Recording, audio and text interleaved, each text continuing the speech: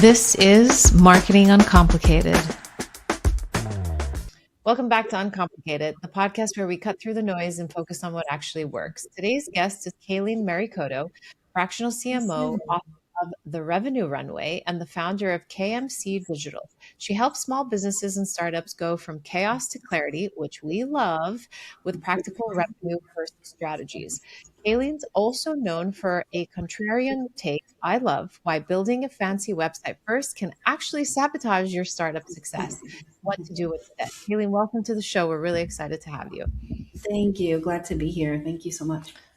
So I always like to start on the origin story, the concept of chaos before clarity. So let's just take a few steps back, because I want to humanize and really sort of build you up in that sense of where you were and where you've come from and where you are today.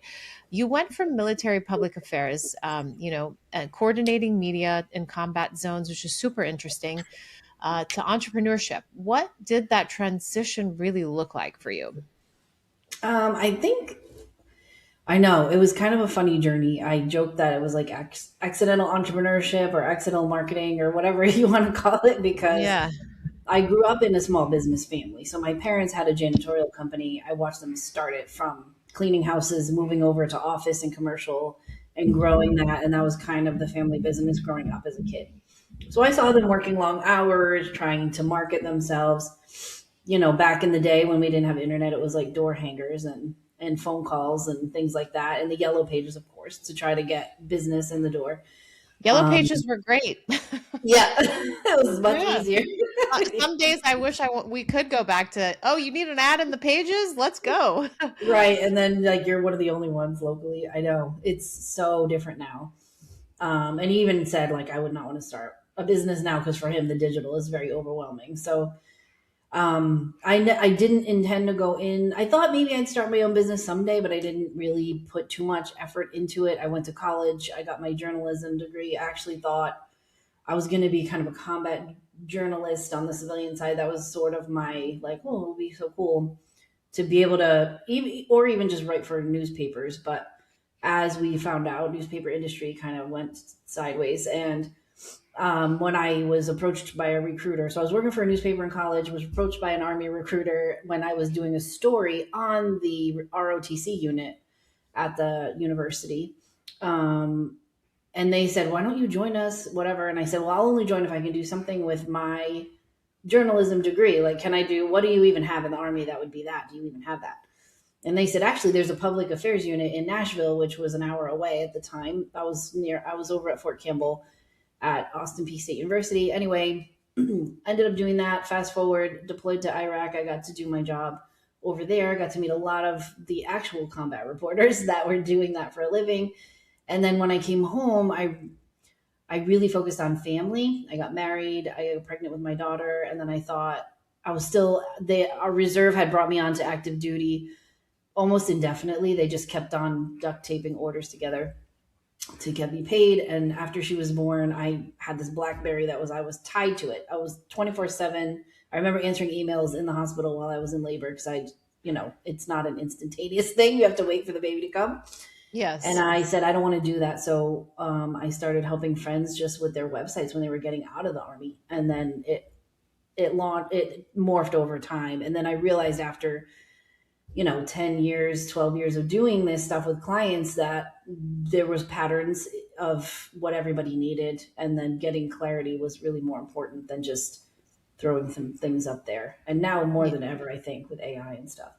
Yeah, no, I think your story is an amazing one because while you build through that system of clarity, you also had this buildup of resilience. I mean, you had the side hustle of launching while you were pregnant, on active duty.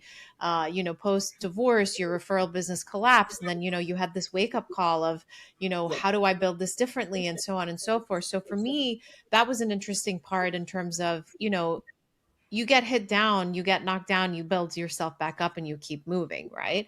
Was this a lesson that you drew from, being on active duty, working in the military? Tell us a little bit about, how you continue to sustain and to really get back up because most people tend to give up at that point. Yeah, and I think, I mean, there's times I went back into the workforce, and that's why I tell people don't feel bad, don't beat yourself up if you have to go back and get a part time job or even a full time job for a season. But completely quitting will definitely guarantee failure. I think that it started for me. My mom passed when I was 14, which I think realizing that no matter what's going on, your life is still happening. You know, when you have some major tragedy or a situation that you have never faced before and it takes you out, you realize that you're just going to keep waking up. Then, like, life is going to continue. And at 14, I thought, oh, no matter what's going on, life is still happening. Like, I still have to get up Yeah. and go to school. I still have to, whatever. So then later on, you know, after joining the military, going through a divorce, it just, I thought, okay, I just have to keep going on because it was like a, you know, a repeat battling the same kind of mindset where you, for me, I joined the track team that helped me like clear my head just running. But I think that kind of started with the resiliency, and then being in the military, of course, is more, they actually train you to deal with bad situations, and a lot of your training is uncomfortable. It's not super fun all the time. You know, you're sleeping outside or you're marching for hours with a bag on your back or things like Mhm. that. Mhm. Like, you just learn to build up tolerance to uncomfortable things. Yeah. But I think when it comes to work and business and career, a lot of people see things online and think, I'm just going to be rich overnight because I downloaded this new AI, or someone's I promising know. you that this tool is going to change your life and you're going to make 20,000 a month tomorrow. And there's a lot It's that work. happens, as you know. Yeah. Yeah. Yeah. It's total Yeah. work, and nobody sees the mountain that you're climbing up. They only see you when you're at the top of the mountain, you know? So, Yes. Yeah. yeah. So you talk a lot about going from chaos to clarity, as I mentioned. You know, what is this, the revenue runway, and why did you build it? Well, we started out kind of thinking we were trying to simplify, because I know you are on the same wavelength of like, let's not make this overcomplicated.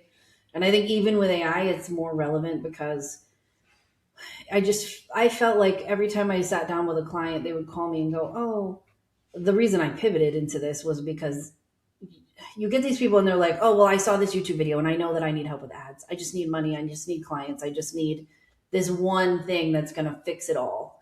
And I felt like what they're not understanding is, if your website's not dialed in and you're driving traffic to it, or your landing page, if it's not a full blown website, or even your social media channels, you're going to attract a lot of people to the wrong things, or they're not going to convert. There's so many layers, right? Because everyone's like, oh, I just need a funnel, one funnel away from being a millionaire, Yes. right? All the things. But inside of that funnel, what people are not understanding is your foundational elements actually can work for you without even, like, as you're doing all of the ads and as you're doing all of these offers, the things that are foundational are the things that people look for. So they'll go to your website, take a look at you, see what you've done, see what you do for people. And even though I say the startup people don't dive into an expensive website, my reason I say that is because I've had clients tell me, I just paid $15,000 for this Crazy. website, and I'm like, do you have any clients yet? And they're like, no, I'm Yeah, just starting crazy. out. And I'm like, do you use your savings for that? Like, that's great that you're excited, but start small and grow slowly. And I No, I feel love like that. I tried to do fast once I, got in there. I'm like, okay, now that I'm going to be serious about this business, I need to get clients ASAP. And so I was throwing money at ads. I did everything everybody does because digital marketing wasn't so honed in either. Like, when I started, it was and it wasn't. So, like, SEO obviously was a thing. Certain things were common practice, but I never bought into the get rich quick sales funnel mentality. So I focused on writing blogs, and I had a YouTube channel, but it was all under a different brand. It's not out there anymore. But I Yeah. remember thinking, like, I get more referrals through my Facebook. And then, oh, my personal Facebook, where I'm posting about my life and about my family, and I'm posting a little bit about work, people are referring people through there. So what I never did was built a personal brand, but I do think now we are all having to kind of do that. So I started podcast recording of my own, just because I think, you know, that's where we're headed, where AI is going to make it really important to have authentic voices online. But in the beginning, that's what pivoted me. So really what we focus on in the first step is really mindset. Inside the book, there's a bunch of quizzes about mindset. You know, what do you think? Why can't you do this? And like why you should think that you can. And then the second phase is like the big three, which is like the offer, the who you're talking to, that one person that you're talking to. And I know a lot of people teach this. It's just people will come up with an offer, but then they'll try to talk to everyone the way their verbiage is written. So they'll just say, you know, I help small businesses grow. But then a plumber is going to say, well, is that me? Or do you work with product companies? Are you in e-commerce? And so I think just really digging through that and dialing it in. And then the sales conversation once you get that person on the phone call. So those three big things are what this focuses in on. And then once you do get clients in the door, you know, how are you maintaining them? You know, do you have a referral network in place and systems like that? Yeah. No, I like that you're keeping it simple because I've also had clients that have come to me and spent X amount of money on websites and there was no need for them to do that. uh, you know, Even just getting scammed really, and out of price. Ugh, And so that's just the crazy part about it, and it's like, to your point, it's, as you just said earlier, I was doing the digital marketing thing because, that's what you think marketing is, right? mhm. What most founders and small business owners, think marketing is what they see and what they are marketed to. And so Right. that's really the important part is, really giving them that empowerment to know that they can say yes, they can say no. And, when somebody's going to tell you that they're going to 10x their business, it's probably a bunch of BS, and especially now with AI coming about, because, if AI is going to change the world and they're going to 10x everything, then all of us are going to be on some either mountain top, if you like that, or by the beach doing work from there. And that's not going to happen, right? Maybe it will in the next 15 years, who knows? But it's really deciphering down and drilling down what matters most in the prioritization. So that's what I wanted to talk about. How Mhm. does the revenue runway truly help founders prioritize what truly drives their sales?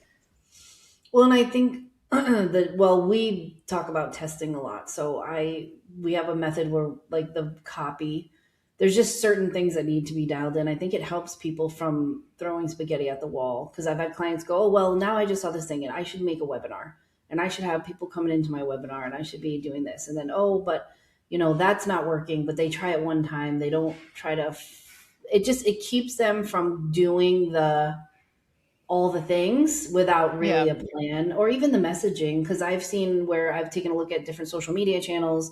On Facebook, the message is really clear, but then on LinkedIn, it's not matching. And then on another channel, it doesn't match. And then different branding is not matching. And so I feel like the process of what we bring them through, it eliminates all the good idea theories that kind of fly around. And you're like, oh, yeah, I could just do this or do that. And I know like even like faceless YouTube channels, I've had clients bring all kinds of stuff to me.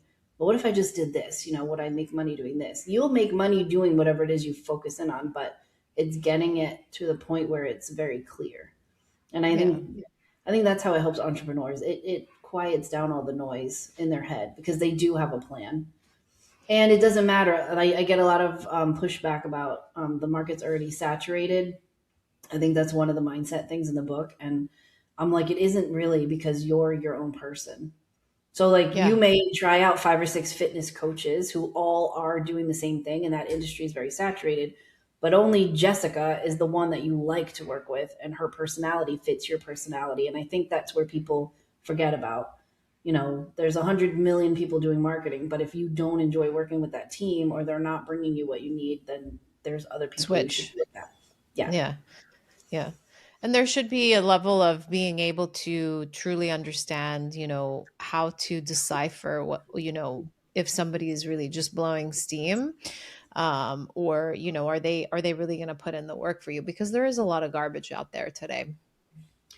Yeah, and it's and the price ranges are all over the place. So you get Yeah. people that are saying like, "I'll help you market one channel for like 3 grand a month," and then you get other people saying, "Oh, I'll do all your social media, I'll do your emails, I'll do this, I'll do this, I'll do this for $3,000 a month." And so it's I feel like once you have your foundation in place, then you can determine who the contractors are that you want to help you because Yeah. you're focused on a specific thing. I think a lot of people think they have to constantly pivot and reinvent themselves and make new things all the time. And Yep. because a client, Absolutely. and you don't really always have to do that. If you're solving a problem for people and they're happy with your work, you don't, unless you're really bored and you just want to spice things up. I've had people like that, but I had a client once and she's like, I don't know, I'm doing all the things and I'm selling and I'm getting, income coming in, and I just feel like I need to be doing something else. And I'm like, what if you just did more of what you're doing now? Like you Yeah, can. because I think it's also the mentality of like your goal post chaser. It's like you put the goal post down, you reach it, you don't even celebrate it, you move on. And it's just this constant, buildup of 2.0, 3.0, 4.0.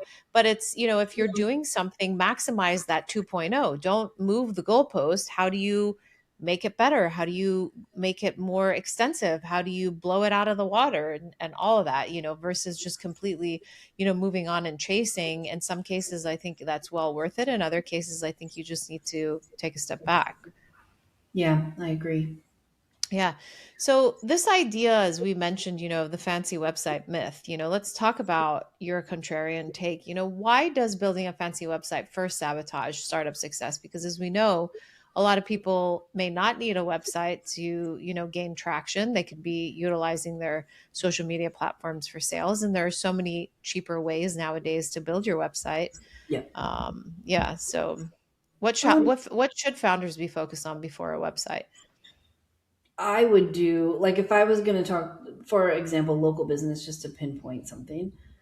Um, I've had a lot of good success with, I don't know. I've always wanted to call it like locally famous, but not really. Like where you set up your Facebook page, your Instagram, and your Google business Mhm. account. Like for me, if you're a local business, service business, because I don't work with e-coms, I just do service based. But I would be just really hyper optimizing everything I can on the on Google Maps, and then I would have my Facebook and Instagram. And I don't think I would even do anything else beyond that until I have clients coming in. And so that's where, because we can test messaging on Meta, but even if you don't go that extensive, you can just start with some very low ad budget in your local area and then get a feel for what people are responding to and clicking on. So if you have 5 or 10 versions of an ad that you made in Canva, you can load it into Facebook.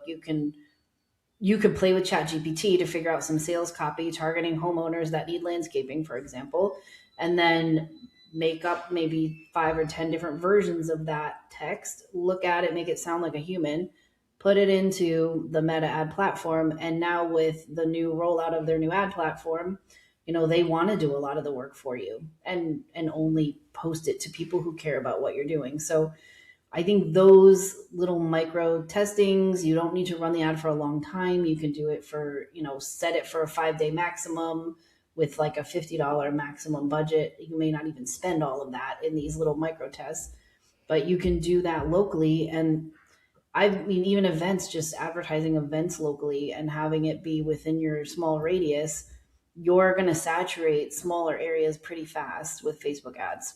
Yeah. Yeah. Unless you're in a bigger city like San Diego or LA, then you're kind of competing. But like where I live, I laugh because people are like, I need clients. I just don't know what to do. And I'm like, you live in a very small town. In Yeah. like a week or two, you could probably know everybody and everyone will know you, even if you just post, your some reels of you talking about what you do or showing people what you do.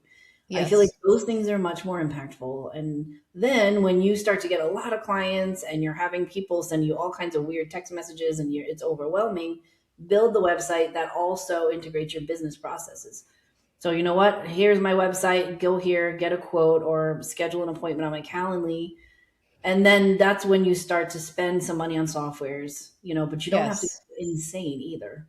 I No, think, start off small, build up. yeah, because what I did was the opposite. I could Yeah. just thousands of dollars. I just should have burned it with a lighter. It really did the same thing. So, so I Yeah. feel when clients say that to me, I'm like, I feel that because I've done it myself. Yeah. Yeah. Lesson learned, but now we can teach others not to do that. Yeah. Exactly. So, from a tactical wins and mindset shift that you talk about, and that's part of your book, what's one quick win listeners can implement this week to attract better clients? That is a good one. Um, One quick win: attract better clients. You want that, like along the terms of mindset, Yeah. or Or tactical wins, I mean, what's something that somebody can prioritize? I mean, I I feel like know it's existing. different to your point, like, if somebody lives in a small town, there's efforts there, if somebody uh, you know, is in a different industry, one platform could work better than the other, but maybe it's just focus small.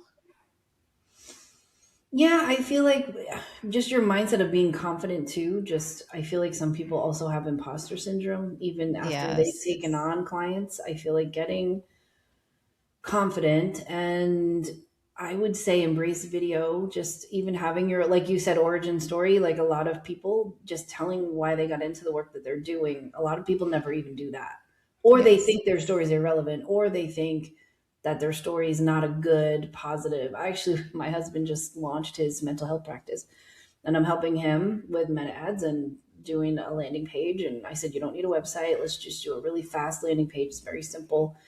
And then he has a scheduling tool. And so, even with him, he's like, well, I don't know if, my military background is a good thing to talk about because people might think I'm too militant and they won't want to hire me as a counselor because they want someone that's nice and gentle. And I was in infantry. And I said, but if you tell the story of your soldiers and how a lot of them you lost after suicide, after Yes. you came home, and how during your active duty you were counseling people already, you just didn't realize it. You were having to counsel them on their career, but also if they had a personal issue like a divorce or some major thing in their life, you were helping them with that as well. Because in order for them to function at work, you have to help them personally, and the military is very more personal, I think, than any job you'll have, because you do Yes. need to know people's garbage that they're dealing with, because you can help them with it and it helps them work better and be clear-headed. So he was doing those things without, just not even realizing all of the experience he got before even getting his degree or taking on clients in the civilian side. So, and then he goes, oh yeah, I guess that's true. But he was afraid of his origin story. So I think a Mm. quick win would be to get that nailed down. Even taking a little small course with StoryBrand, I really like his I model. love Donald Miller's like direction. Yeah, me too. And it's Mhm. simple, and I think that's a good one. Look into what that is, and maybe get your origin story nailed down, so that, to me, that's a core piece of content you can do and have it on a YouTube channel or use it as a reel or something like that. Yeah, or even Simon Sinek, start with the why. I mean, he really helps you drill down and focus on why the story is important, and then Donald Miller helps you build out that origin through like a 7-step process, I believe. It's good, yeah. How do entrepreneurs, or how do you guide entrepreneurs to cure analysis paralysis and unlock 80% of those results? I feel like the strategy covers a lot of that. So we're actually, if they're a startup, it's more conversations. I think it's asking why, digging into why they are taking so long to get started, or what stopped Yeah. them before, or what is their biggest fear. Fear to me is kind of the biggest one of all. Self doubt. All the other things we mentioned in the book lead back to fear, really. There's 6 things that we mentioned, but fear is a big one. I think we get afraid of things we haven't done yet. Like we get afraid of failure when we haven't failed yet. So I think Yes. people Yes. talk themselves out of things before they get started. Because in marketing, especially any business, I feel like everything is figure outable. If you're having a stuck moment, there's a billion YouTube videos that you can go and sit there and learn from other people. And I know there's some bad advice out there too, but for the most part, I think people are solving problems they don't have yet. So they're like, well, what if I get 20 clients? Then what am I going to do? Who cares? You don't have them yet. Yes. Stop Yes. thinking that way. You don't have them yet. Now, if we're going to work on a sales funnel and now you have 40 clients, because that actually did happen to one of my clients, they had 40 calls in the first 2 weeks, and their receptionist, for some reason, wasn't ready to handle that, even though we had a conversation about it. Somehow About it. the message didn't translate into the office. So she's like, oh my gosh, I have all these phone calls and all these things to follow up on and all of that. And I'm like, do you need me to help? Like, call people back because I can jump in and ask them to book appointments too. And we talked about their calendar, and they said, no, we'd rather have them call.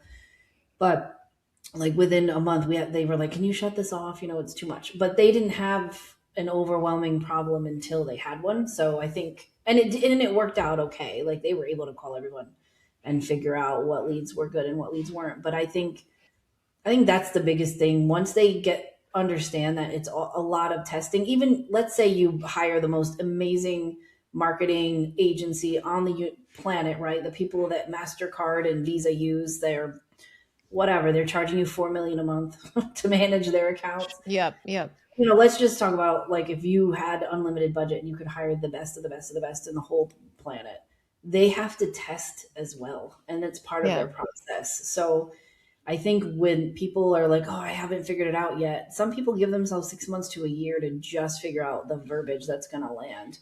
They do focus groups, they do studies, they do research. So if you're throwing in an idea into ChatGPT and you're throwing it into Meta and it's taking you a week or two to figure out the best message, that's like really fast. Yes. So Yes.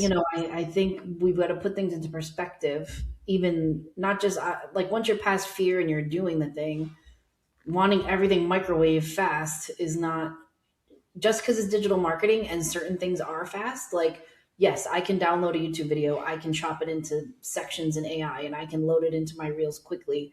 Yes, workload wise, things have been able to be quicker, but that thought process that you have to have before you start doing all those things, you don't need to rush it all. And I was just Yes. talking to somebody before this on a call, and he's like, we just want to build this slow and steady because we want it to last and we Oh, want.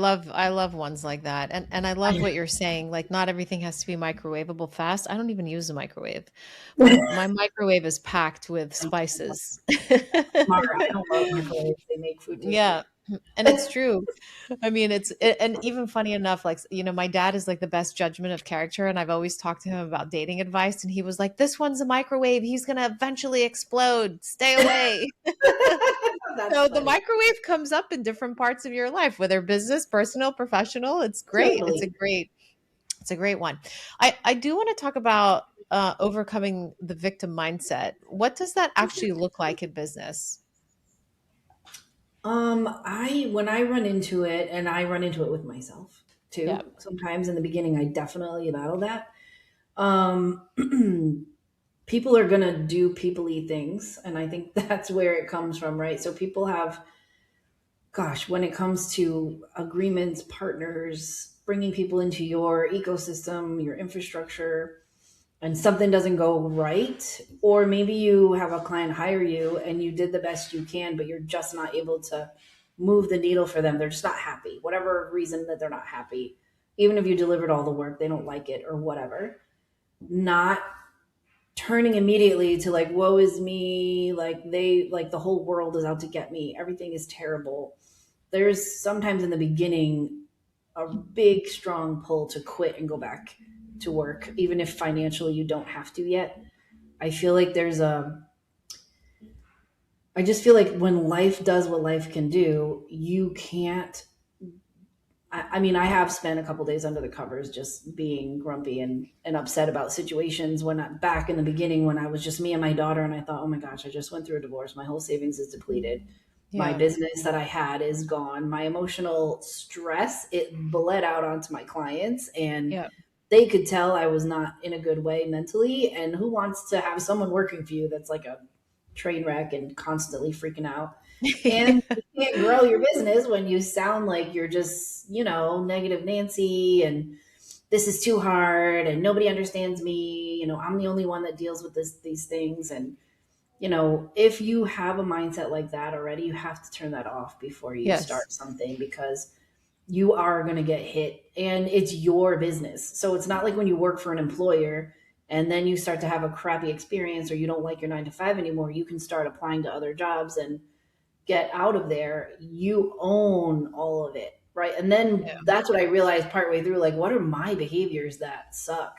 That's causing me to constantly spin back around. Like, why am I allowing people to walk all over me when I clearly had an agreement in place? Why didn't I just stick up for myself or get an attorney? Or there's just certain things that I made mistakes of, and I feel like it's easy to become the victim again, or even Yep. a victim of something going on in your personal life. And like I said, it bleeds into, because I think the first chapter is like business is personal, I think, and it is because your faults and your negative things about yourself. I feel like if you want to really get some good therapy, start a business and figure out all your flaws by just dealing with 1000%.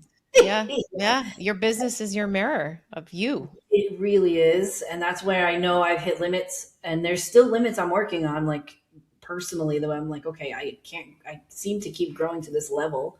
And this seems to be easy for me to do. But for some reason, I can't break in this area. And so I'm learning that really the business is not your identity. And Yeah. I think that happens in the military too, where your military career becomes your identity. No, I'm Colonel so and so, or I'm Sergeant so and so. No, you're not. You're Joe Smith. You just happen to be a colonel in the military for a season of time.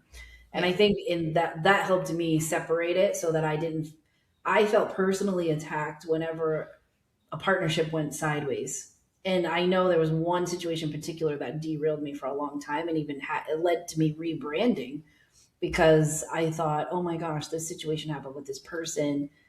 Now, in this whole industry of people, I'm like, I know she's been spreading gossip, so now I'm thinking, I can't even go into these rooms that I went into before because now my name has been tarnished and it's something I didn't even do. It was a total lie that was made up. And I Yeah. went into full blown victim mode.